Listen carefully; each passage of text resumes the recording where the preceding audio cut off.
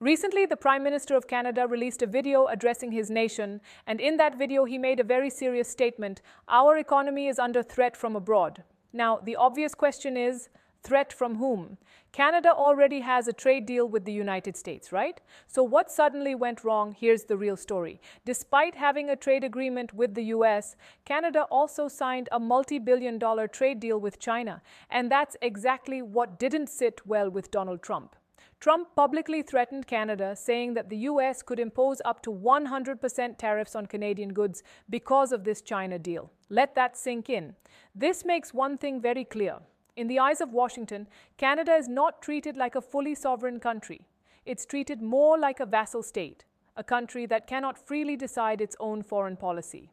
And this isn't theory. Just days earlier, a video surfaced where Trump said, sure, Canada should do the deal, it's good for them.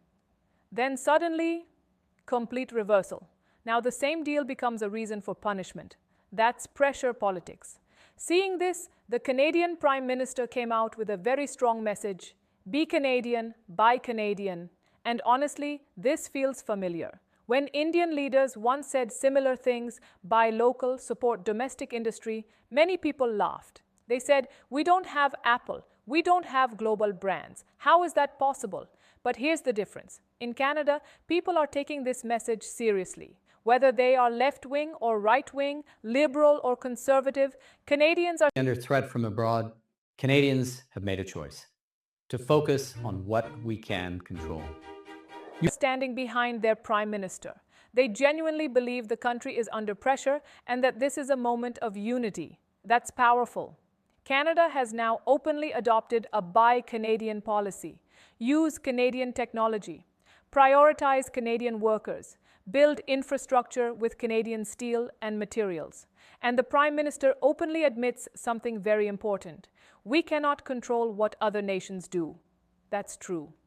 Tomorrow, Trump could wake up and announce 100%, 200%, or even 300% tariffs. Canada cannot control that. So instead, they're focusing on what they can control: domestic consumption and internal resilience. Now here's the critical question. Will this actually work? Realistically, the impact will be limited, because here's the hard truth. If Canada exports $100 worth of goods to the world, $67 of that goes to the United States alone. Yes, 67% of Canadian exports still go to the US. Canada is deeply, structurally dependent on the American economy. And honestly, this is a massive success of American foreign policy. For decades, the US has ensured that Canada never builds deep economic dependence on any other major power. The strategy is simple: control your neighborhood first. Look at America's geography. To the north, Canada, economically dependent. To the south, Mexico, economically dependent and militarily weak. Compare that to India, which has a hostile neighborhood. The difference is obvious.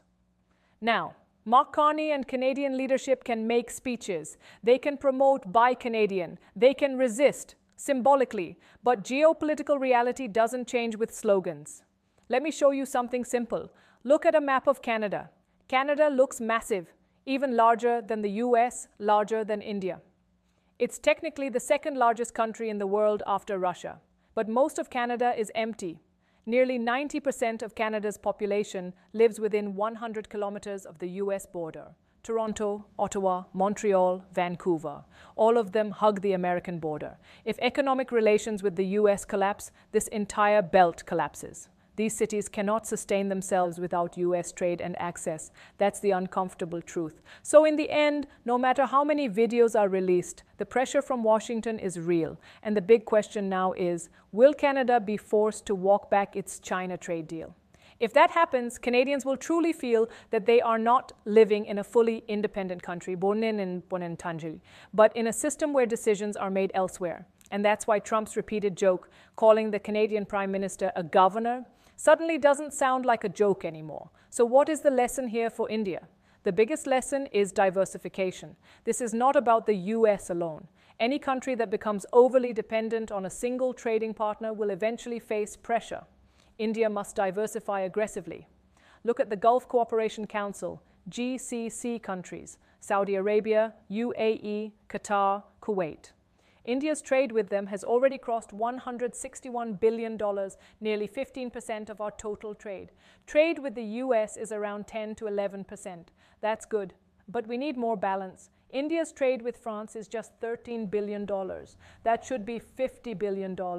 Germany, Netherlands, South Korea, these relationships must be scaled up, because you never know when a major power might suddenly close its markets and apply pressure. The coming weeks will reveal whether Canada bends under US pressure or resists, and whatever happens, it will be a case study for the entire world.